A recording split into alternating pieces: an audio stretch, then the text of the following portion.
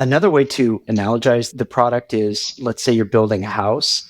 Ours is effectively the Cat5 cable that you string from room to room, so you have Ethernet connections. That analogy helped me zero. I know little about that.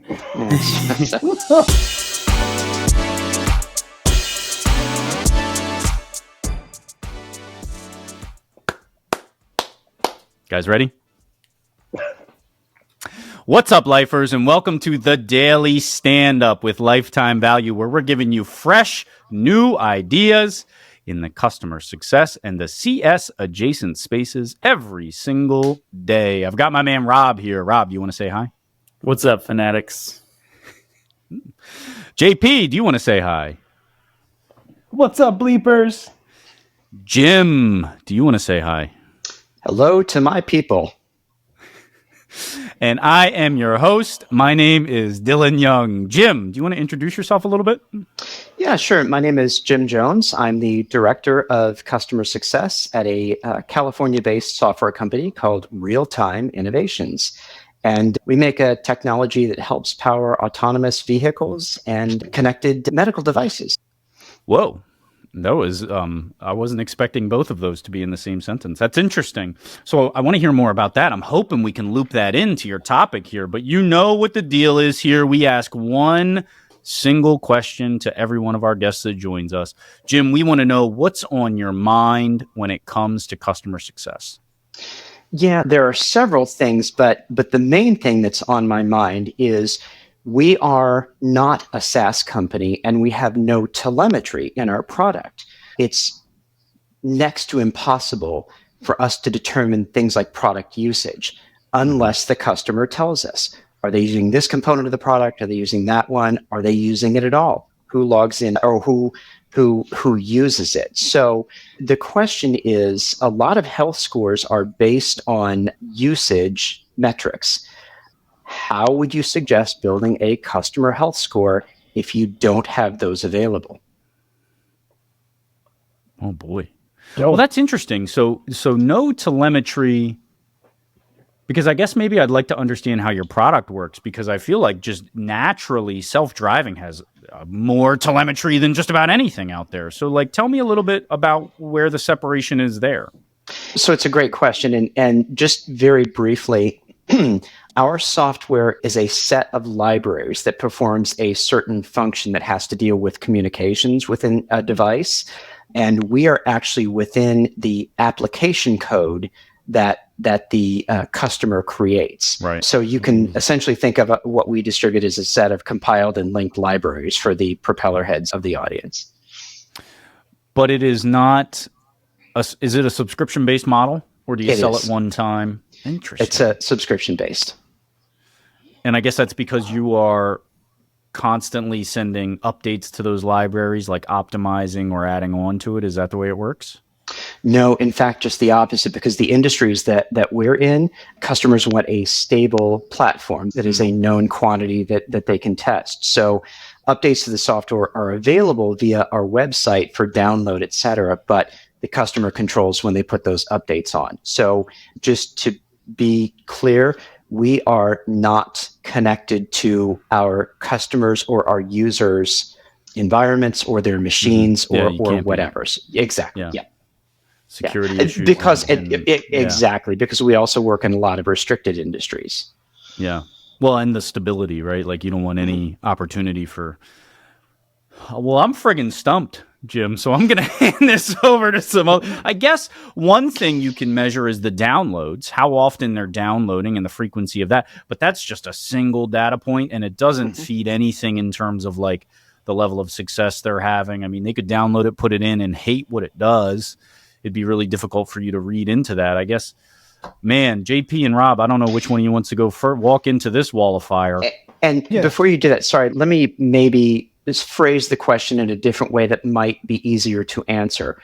So if you are building a health score, what would you add to it in addition to customer usage metrics if you have them? Let's take that out of the equation. Yeah.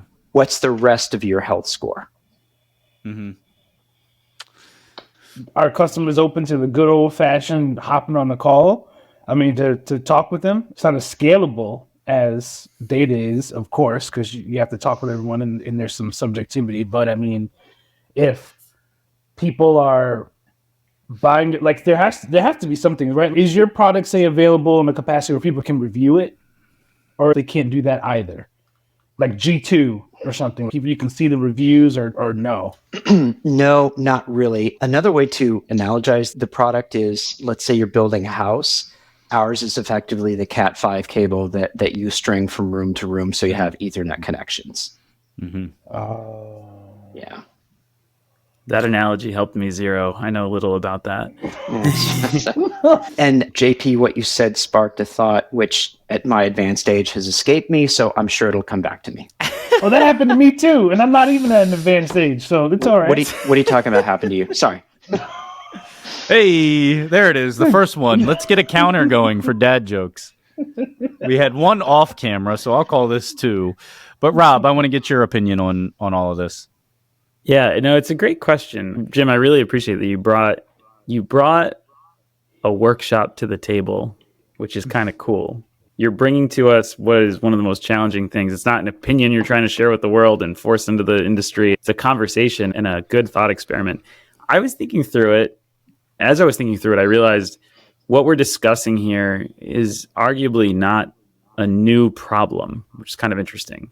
Mm-hmm. Like if you think about, Henry Ford selling the first Model Ts, there's no product telemetry there, right? There's no usage data.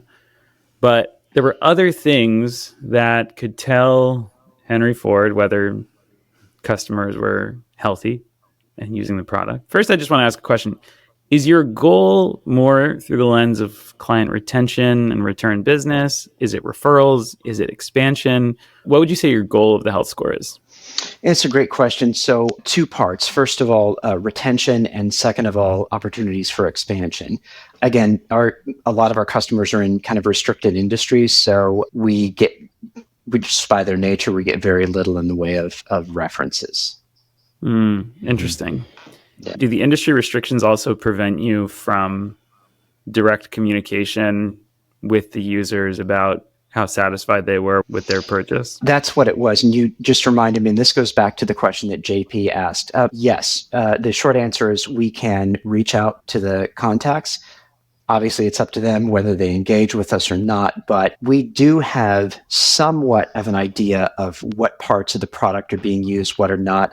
That's more in the aggregate for all of our customers. I don't have enough data points for any individual customer.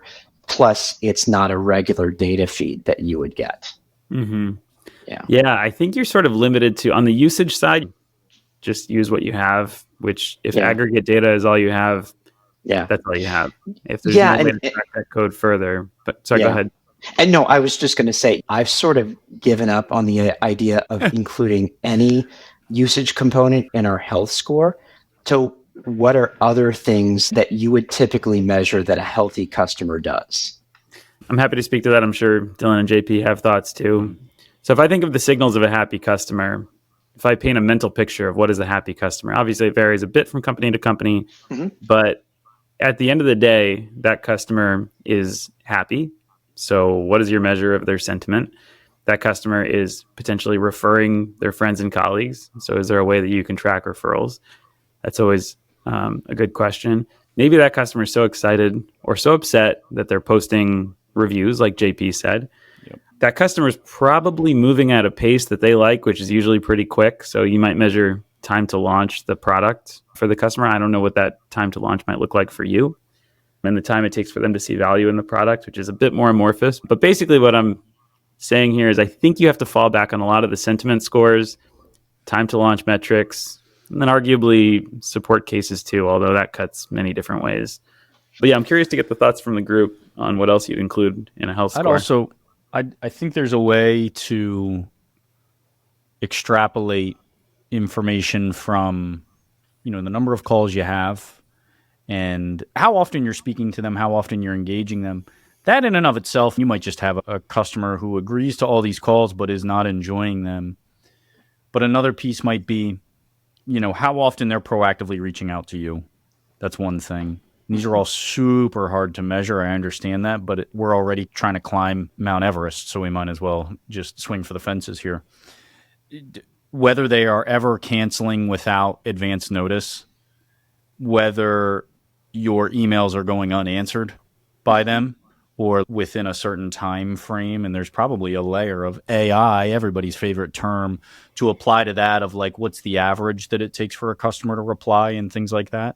I think there are ways to understand how they are viewing the relationship that aren't specifically, hey, are you happy? Red, yellow, green, like some of the more, if you're in a marriage or a relationship, you start to read those signals without having to ask, and you're supposed to. And so it's a lot of the same thing. What are the signals? I know that's what we're getting at, so I'm kind of using the word in the definition, but that's where my mind starts to go with a challenge like this. JP, with the time we have left, what do you think? I think that what everyone said was really great. This was a really great conversation. And definitely one that we'll have to noodle on some more. But I think I got to put some more water in the pot. Hey. Well, and you guys All have right. given me some stuff to think about too in terms of sentiment and all that. So I get it. It's a workshop type question, but appreciate the answers pointing me in some good directions. No, super cool. That's our time. So I want to thank you again for bringing a very unique question. So really appreciate that. Love anybody who's thinking outside the box and making us work. So thanks again, Jim. Until next time, we're going to have to say goodbye. All right. Bye. Thanks, guys. Thanks, Jim. You've been listening to The Daily Stand-Up by Lifetime Value. Please note that the views expressed in these conversations are attributed only to those individuals on this recording and do not necessarily reflect the views and opinions of their respective employers. For all inquiries, please reach out via email to dylan@lifetimevaluemedia.com. Find us on YouTube @Lifetime Value and find us on the socials @Lifetime Value Media. Until next time. Hey folks, it's Dylan here. Thank you for tuning in as always. Now I've got a favor to ask of you. If you've made it this far, hopefully it means you like what we're doing with our program. So I'm asking you to please give this a like and a follow or a subscribe and leave a comment too. Your likes and your follows and your subscriptions, they allow us to keep doing what we're doing and reach a larger audience. Your comments help us make sure that we're making the best content for you. Best of all, it's free besides a few moments of your time. Thank you again for following along and we'll see you next time.